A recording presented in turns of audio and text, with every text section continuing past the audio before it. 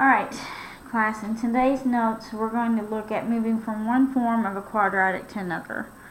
We've looked at standard form, we've looked at factored form, we looked at vertex form. So tonight we're going to look at going from each form to the other. So we're going to start with going from standard form to factored form. So whenever I'm in standard form and I want to solve it, I want to figure out what the x-intercepts, first thing I need to do is to try to get it to factored form. See if I can factor it. So my a here is not 1. My a is 1, I'm sorry. So this is when we can do our little x puzzle. This is when we put the c value here, and then we put b value here, and I'm looking for values that multiply to give me negative 15, but add to be 2. Well, my factors of 15 are 1 and 15, and 3 and 5.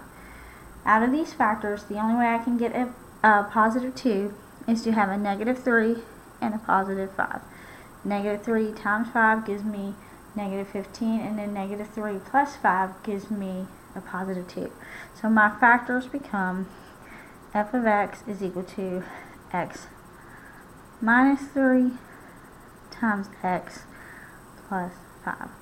So that is from standard form to factored form of a quadratic.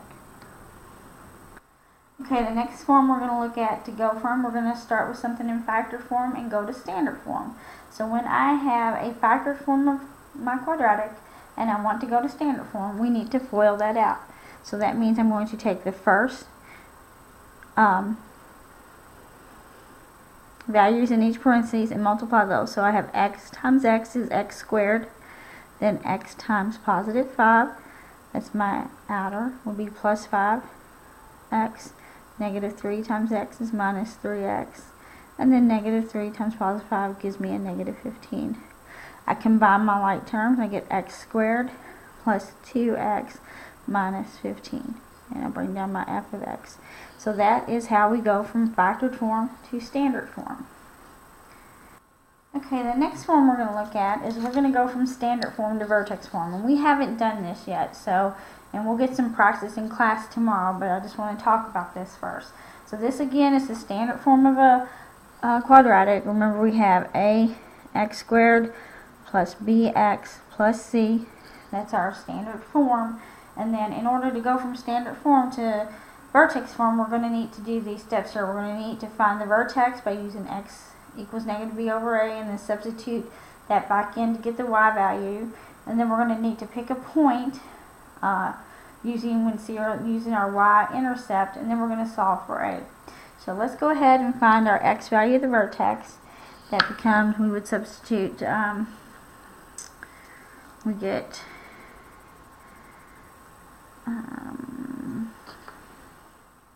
I want to rearrange the camera a little bit. So we're going to go ahead and find the vertex. So I'm going to have x equals negative b over 2a. So in this case, my b is positive 2, so it becomes the opposite of 2 is positive 2 all over 2 times 1, which gives me negative 2 over 2, which gives me negative 1. Okay, so that is my x value of the vertex.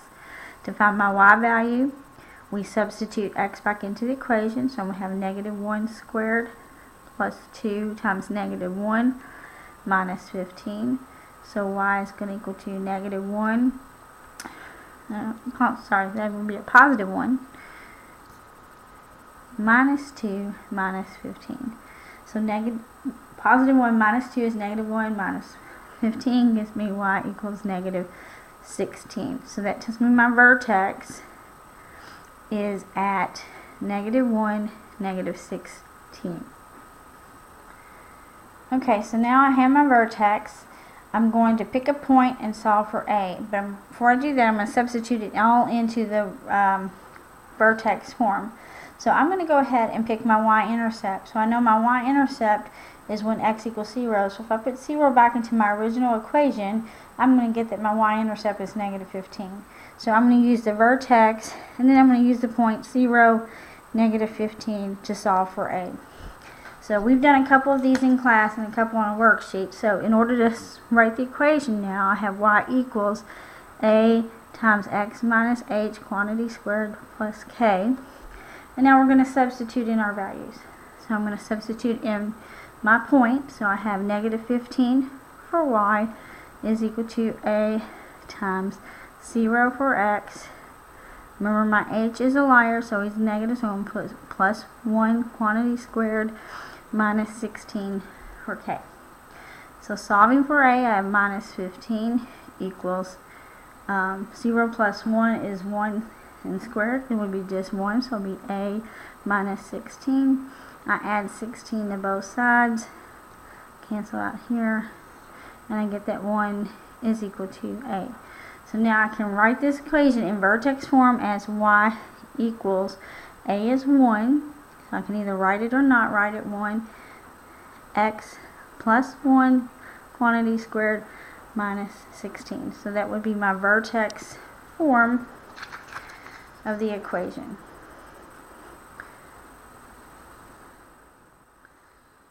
So I've gone from standard form here to vertex form. Okay, the last form we're going to look at going from is we're going to look at vertex form to standard form. Alright, so in order to do that, we just have to do the math involved in here and combine our like terms. So what we're going to do here is we're going to have y equals. This becomes x plus 2 times x plus 2, because I'm squaring that. This is not going to equal x squared plus 4. This is x plus 2 times x plus 2. And then we're going to have the minus 6 at the end of it. So now I'm going to take this and I'm going to FOIL x times x. I get x squared. X times 2 is plus 2x. Then I have 2 times x is plus 2x. And then 2 times 2 is plus 4 minus 6. So I wind up with y equals x squared plus 4x, and then 4 minus 6 is minus 2. So that would be my standard form of the equation from the vertex form. Okay, so we'll practice some more in class tomorrow. Bring any notes that you have, or bring your notes, and then any questions you have, and I will see you tomorrow.